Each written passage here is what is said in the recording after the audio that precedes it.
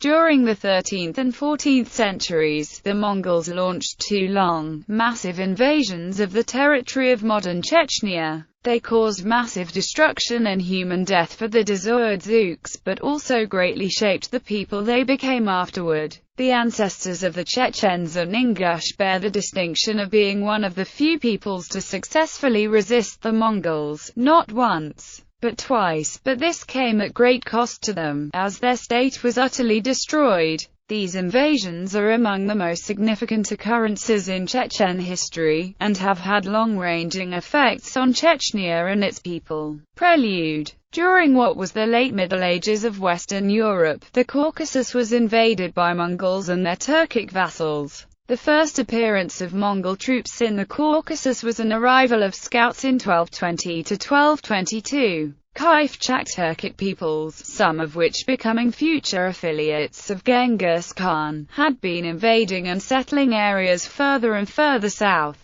and west, including the fertile river valleys of the Terek and the Kuban, so there was already plenty of tension in the region, and weapons. There were plenty of early warnings of the Turco-Mongolian threat. In the 1230s, the Mongols gained rule over the Kipchaks, and turned them into vassals. The clearest sign of the oncoming destruction was the Mongol invasion of Georgia, which commenced a year earlier to the invasion of the Vainakh kingdom of Dzurdzuketia. The kingdom of Georgia was a strong ally of Dzurdzuketia, and its collapse under the weight of Mongol invasion was a signal event for the Dzurdzuks of the oncoming disaster. The lack of support from Georgia and the situation of being surrounded on all sides was disastrous. This was a situation that Dzurdzuketia had never dealt with, at least for centuries. Dzurdzuketia was a buffer state protecting Georgia, and as such Georgia would aid them as well, according to the alliance. The invasion of Georgia deprived the Dzurdzuks of this crucial lifeline. First Mongol invasion. In 1237, the assault on the North Caucasus began. Mongols launched the first attacks against the Circassians in the Alans.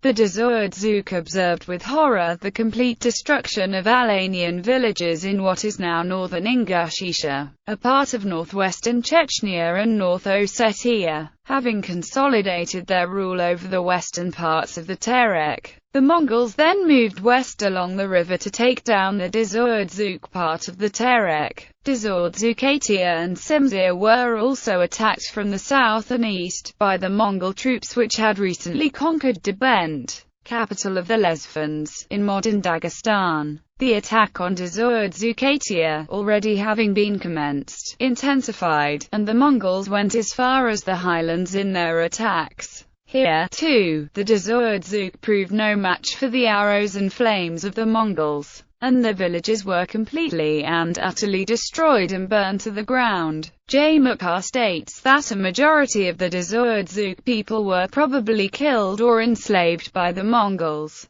Within a few years of the invasion, Dzurdzuketia was history, but its resistant people were not.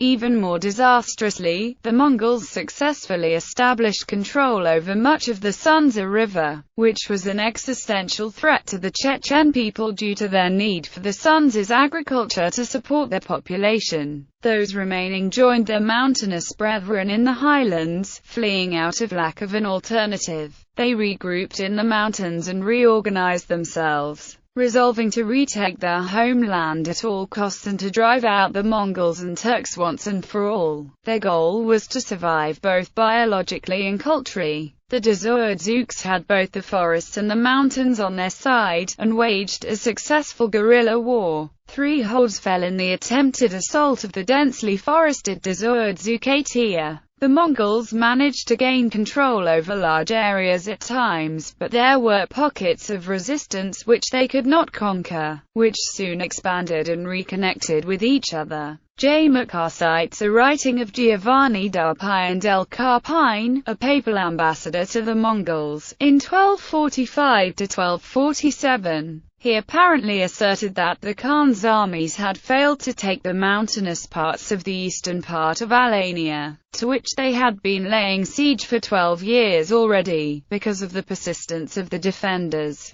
William of Rubruck, the emissary of the Kingdom of France to Sartaq Khan, travelled to the Caucasus in 1253. He wrote that the Circassians had never bowed to Mongol rule, despite the fact that whole fifth of the Mongol armies were at that time devoted to the task of crushing Caucasian resistance once and for all. The Mongol army had been so heavily weakened that their failure to recover from the mistake to invade Dzurdzuketia may have ultimately contributed in the loss of their control of Georgia and other Caucasian areas. The resistance to the Mongols set many of the precedents that were recycled for the tactics later used against the Second Mongol invasion, and later, the Russians' Second Mongol invasion. In order to avoid future conflicts with the Mongols and give the Dzurdzuks time to recover, the ruler of the Princedom of Simsia, known to the Mongols as Gaya Khan, allied itself with the Golden Horde. To underline Simpson's loyalty to the Horde, Gaya even adopted Sunni Islam as a state religion, although this move was purely symbolic. However, ultimately this proved to be a mistake. In the second half of the 14th century, the Golden Horde began to weaken. Timurland dealt a major defeat to the Golden Horde, from which it would never recover. But Timurland did not intend on stopping with the Horde, and the Caucasus was one of the many conquests he planned. He then used Simsia's alliance with the Horde as pretext for war against Simsia. He did not stop with Simsia, and continued on, attacking all Dzurdzuke lands.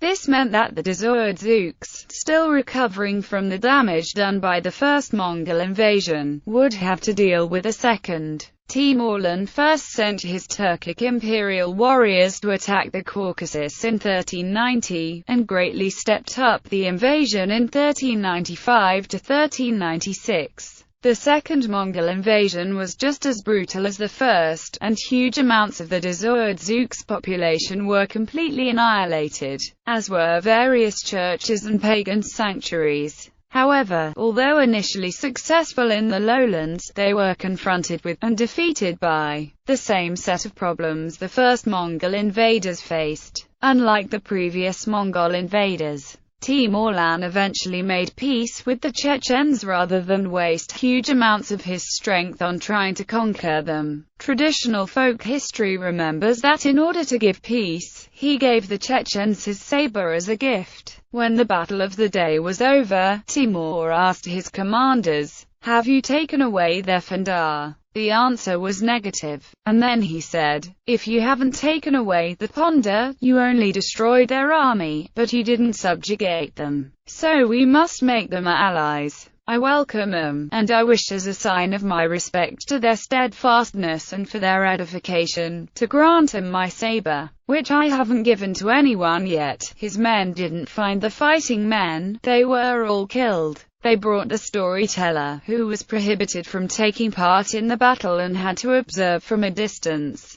so that he could tell the story to the future generation. The storyteller, Ilancha, took the saber of the Iron Lame and gave it to 9 pregnant women, who passed it on to 9 young boys. Later, Timur ordered freedom for all the Chechen prisoners. The Chechen elders told that this saber, together with other presents and many Chechen relics, were saved up until February 1944, when the Chechen people were robbed of all their possessions during deportation. The main part of the Chechen treasures were taken to Moscow. Long-term effects of the Mongol invasions. Themes in folklore and the concept of nationhood. The determination to resist the Mongols and survive as Vainakh at all costs cost much hardship on the part of ordinary people. It had a great influence on the concept of Chechenness, and what it meant. There is much folklore on this among the modern Chechen and Ingush. One particular tale recounts how the former inhabitants of Argan, during the first invasion and the surrounding area, held a successful defense of the slopes of Mount Tebulo-Sumtha, before returning after that to reconquer their home region. J. Mukhar notes that many of the tales are, in fact, coincident with historical accounts by Western travelers. End of Dzurdzuke statehood and of the feudal system. However, fierce resistance did not prevent the utter destruction of the state apparatus of Dzurdzuketia. Historical and state documents were also destroyed in mass amounts. As J. McCarr puts it, the historical link of times and cultures was broken. The feudal system of vassals and lords also fell into shambles. The contribution of men, women and children of all classes paired with the destruction of the feudal system during the war. Rich and poor also helped the Vainakh to develop a strong sense of egalitarianism, which was one of the major causes for the revolt against their new lords after the end of the Mongol invasions. Religious implications. Pagan sanctuaries as well as the Orthodox Christian churches in the south were utterly destroyed. Under the conditions of the invasion, Christianity was unable to sustain itself in Chechnya, and as its sanctuaries and priests fell, those who had converted reverted to paganism for spiritual needs. Had it not been for the Mongol invasion, Chechens and Ingush today may have been syncretic Christian, rather than Muslim. Cultural effects. The utter destruction of the Dzurdzuke statehood, their lifestyle, and much of their knowledge of history caused them to rebuild their culture in many ways. The population developed various methods of resistance and much of their later lifestyle during the resistance to the Mongols and in between the two wars. The clan system mapped onto battlefield organization. Guerrilla tactics using mountains and forests were perfected. It was during the Mongol invasions that the military defense towers that one associates today with the Vainakh population came into being. Many served simultaneously as homes, as sentry posts, and as fortresses from which one could launch spears, arrows, etc. The overcrowding and lack of arable land caused the Chechens to devise new agricultural methods for the highlands, including terracing plots and introducing soil-land conflicts with the Nogai over the rivers. After defending the highlands, the Vainakh attacked Mongol control of the lowlands. Much of this area still had nominal Vainakh owners, even after generations upon generations of not living there. Much was retaken, only to be lost again due to the second invasion. After that, the Vainakh managed to take most of their former holdings on the Sunza, but most of the Terek remained in Kifchak hands. The conflicts did not stop, however, as there were clans that had ownership of lands now inhabited by Turkic peoples, meaning that if they did not retake the lands, they would lack their own territory and be forever reliant on the laws of hospitality of other clans. Conflicts between Vainakh and Turkic peoples originating from the Mongol invasion when Dzurdzuks were driven out of the Terek and Sunza rivers by Turco-Mongolian invaders continued as late as the 1750s and 1770s. After that, the conflict was with newer arrivals in northern Chechnya, the Cossacks.